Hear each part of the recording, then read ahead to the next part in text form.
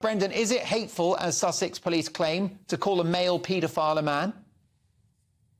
Absolutely not. It's truthful, not hateful. And these crimes were committed by a man. This person called Sally Ann Dixon is a man. I'm sorry. I don't care that he now identifies as a woman. If you are born male, then you will die male. And that is the biological reality. And we have to be free to say that.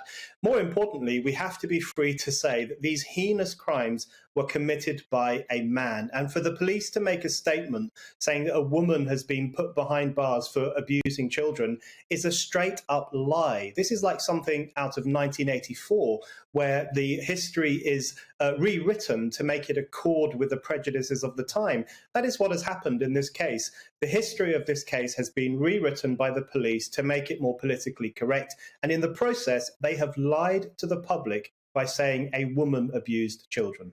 Well, that's right. By saying a woman committed these appalling crimes, that is effectively a libel or a slander on the female race. Yeah, absolutely. And it's happening more and more. We see lots of news reports and stories these days where it says woman arrested for sexual assault or rape or flashing or whatever else it might be. And you have to get 3 or 4 or 5 paragraphs into the story to find out that, of course, it was a man who now claims to be a woman. It is completely wrong to put these crimes at the feet of women. Women did not commit these crimes. Men committed these crimes. We know that most sexual offences are committed by men, and that's a discussion that we should be free to have, and we shouldn't be shy of having that discussion either.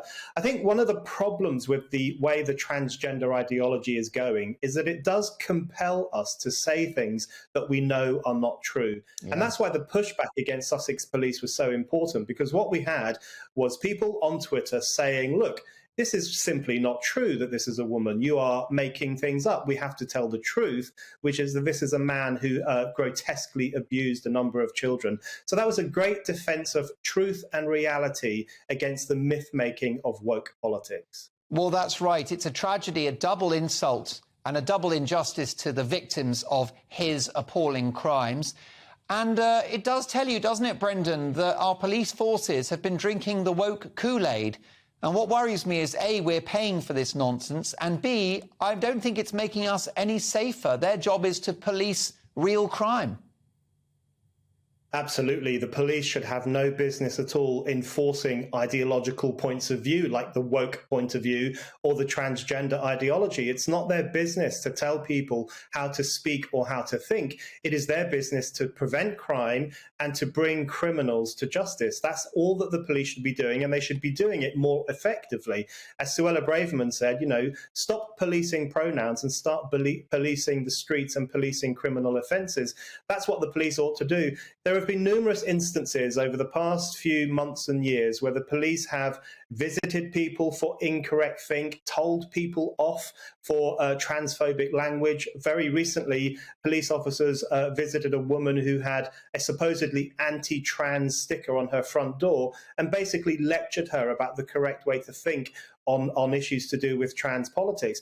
This is the thought police. We don't want the thought police in this country telling people how they should think and what they're allowed to say. We need to tell the police to butt out of our minds, butt out of the realm of speech, and stick to chasing criminals like Sally Ann Dixon. Briefly, Brendan, last thought on this. You'll remember that story that went viral last week of a woodwork teacher in Canada wearing massive prosthetic breasts with huge exposed nipples. Now we've got this story of the police attacking members of the public for calling a male paedophile a man. Do you think that these woke nutters are starting to overplay their card? Do you think that the tide is turning or has turned on this madness? I think so. I certainly hope so. I think these two cases are quite extreme, but they really show the logical conclusion to woke politics. If we have to believe that every man who says he's a woman is actually a woman, then we have to believe that these two people are actually women. And lots of us simply don't believe that. So I think we're reaching peak trans, hopefully peak woke, and lots of people are going to start asking questions and start saying, look, let's get back to reality.